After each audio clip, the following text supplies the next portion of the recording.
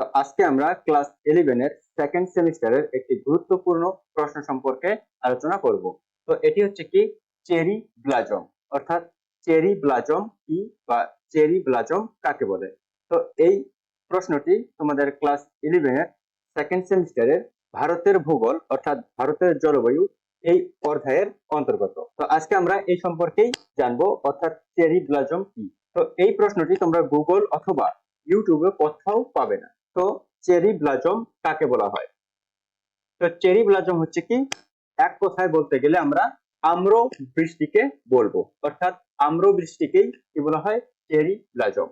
তো গ্রীষ্মকালে বৈশাখ মাসে অর্থাৎ এপ্রিল থেকে মে দক্ষিণ ভারতে স্থায়ী নিম্নচাপের কারণে বিকাল অথবা সন্ধ্যার দিকে মাঝে মাঝে যে প্রবল ঝড় ও বজ্রবিদ্যুৎ সহ বৃষ্টিপাত হয় তাকেই কি বলা হয়? অম্র বৃষ্টি বলা হয়। আর এর ফলে তামিলনাড়ু, অন্ধ্রপ্রদেশ, কেরলে আমের ফলন খুব ভালো হয়। তাই এই বৃষ্টির নামকরণ করা হয়েছে কি অম্ল বৃষ্টি। এবং কর্ণাটকে এই বৃষ্টির প্রভাবে কফি চাষ খুব ভালো হয় বলে কর্ণাটকে একে বলা হয় কি চেরি ব্লাজম বা কফি শাওয়ার। তো এই অম্ল বৃষ্টিকেই কর্ণাটকে কি বলা হয়? চেরি ব্লাজম।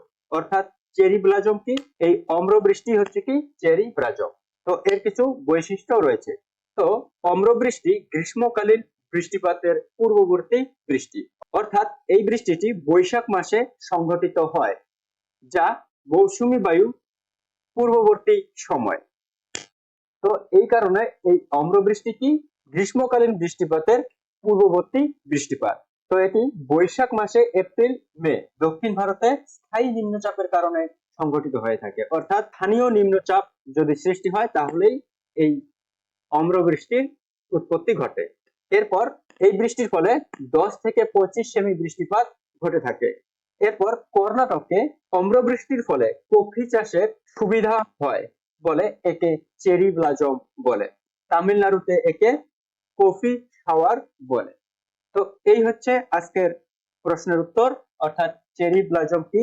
এক কথায় আমরা বলতে পারি কি চেরি ব্লাজম হচ্ছে অম্ল বৃষ্টিকেই চেরি ব্লাজম বলা হয় কর্ণাটকে, অর্থাৎ কর্ণাটকে অম্ল বৃষ্টিকেই চেরি ব্লাজম বলা হয়ে থাকে।